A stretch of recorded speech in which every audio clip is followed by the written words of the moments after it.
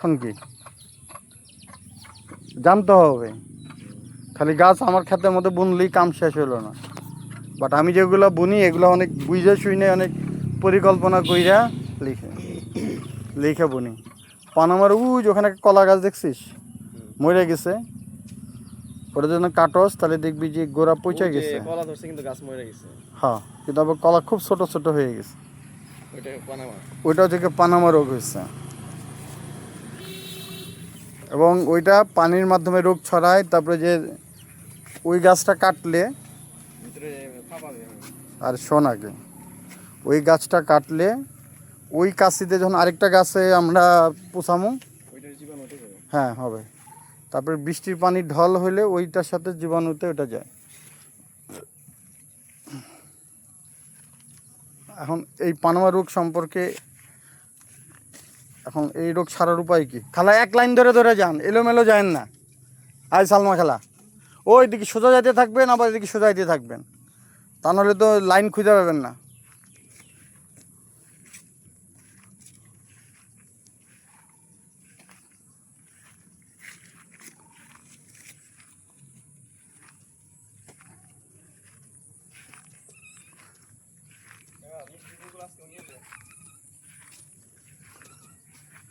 নিমনি খালা পাও দিয়ে পারানোর দরকার নেই, পারাইলে আরও টাইট হবে, বুঝছেন? খালি কাইটে কাইটে গোড়ায় ফালে থন।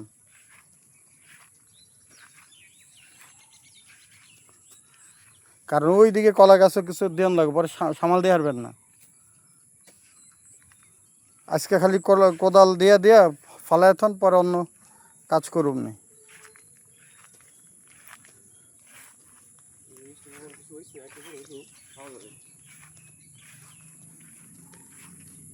কই, হ্যাঁ এটা খাওয়া যাবে।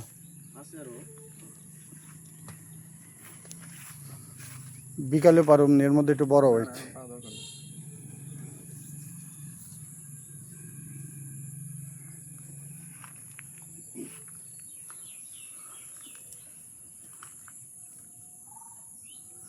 এই খালা আপনি ই করেন না, কোদাল দিয়ে দেন, হাত দিয়ে দেন না, কোদাল দিয়ে দিতে থাকেন, যা হয় পরে আরেক ধমকে দিমুনি, কোদাল দিয়ে দিতে থাকেন।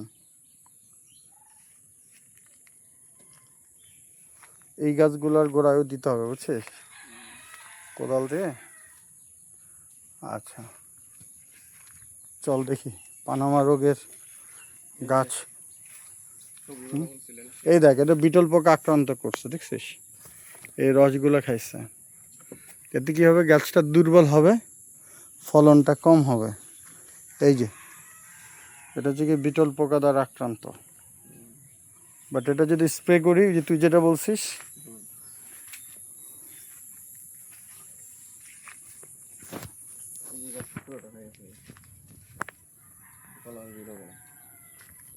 হ্যাঁ এই যেটা বুঝছিস, দেখ গাছটা কিন্তু বড়, দেখছিস, গোড়া মোটা, কিন্তু ওই যে উপরের কাণ্ড এই জায়গা থেকে, এই যে এই জায়গাগুলো আছে না, এই জায়গাগুলো পরিচয় হয়ে যাবে। এবং ভেতরে এটা কাটলে ভেতরে কালো হয়ে, মানে ভিতরে যে কি বলে মোথা, যেটা ওই মোথাটা হয়ে গেছে, পচে গেছে।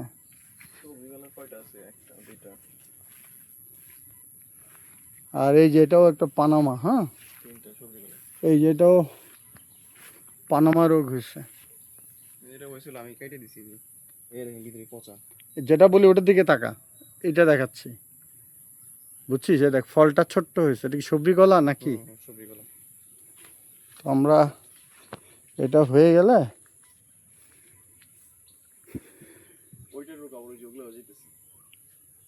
হ্যাঁ ওই যে এই জন্য এটা কাইটা এদিকে ফেলে দেব। পর্যাপ্ত আলো বাতাস লাগে, যেখানে আলো বাতাস পাচ্ছে না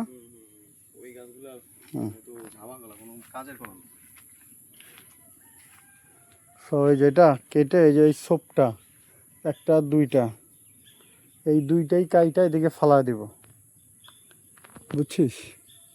এই দেখ কলাগুলো হলো দাকড়া বকরা হয়েছে, কলাগুলো কি বাড়তি হয়েছে রে? তাহলে এইটা আগে কাটবো, এরপরে কাটবো পরেরটা। কি 7 দিন পরেই বাড়তে হইব? 7 দিন পরে হলে তাও আচ্ছা। গাছের অবস্থা তেমনি খারাপ। এটা তো বাড়তেছে না, গত সপ্তাহে যা দেখে গেছে। তারপরে এই যে এইটাই পুষ্টি পাইতেছে না, হ্যাঁ, এখান থেকে 6-7টা যে চারাগুলো আছে এগুলা ফেলে দিব, মানে ফেলবো না, এন থেকে এই চারাটা এনে বাড়তে হবে, তাহলে ওই খাবারটা পাবে না ও। খাবারটা না পাইলে কিন্তু গাছটা বড় হবে। ওই যে ওই আনাজে কিন্তু বাড়তেছে এটা। বাড়তি হয় নাই, হয়েছে না বড়? হ্যাঁ বলেন, বেশি গাছে এগুলো মজা লাগে না।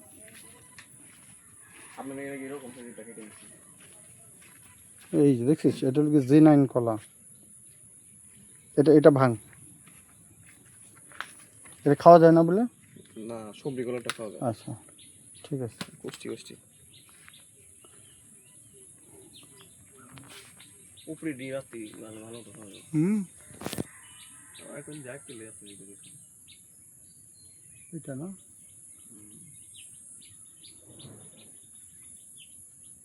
বিক্রির মতো এইটা একটা হয়েছে। আর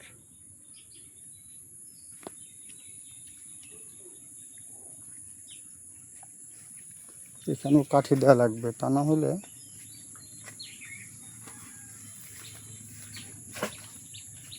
কি পরে রে। এই কলার নাম কি বললাম বলতো? G9। গুড, অত গ্র্যান্ড 9। হ্যাঁ, এটা জাত ছোট কলা গাছ, এটা হিলে পড়বে না, সহজে পারা যাবে, সাপোর্ট দেওয়া লাগবে না বাঁশ দিয়ে। এটা হচ্ছে এই কলার বৈশিষ্ট্য। এখানে আছে এই যে, আর এটা রোগ দ্বারা হ্যাঁ আক্রান্ত কম হয়। তাহলে এখানে কয়টা বাদি আছে? এই 1 2, ওই একটা 3টা, ওই একটা 4টা। হ্যাঁ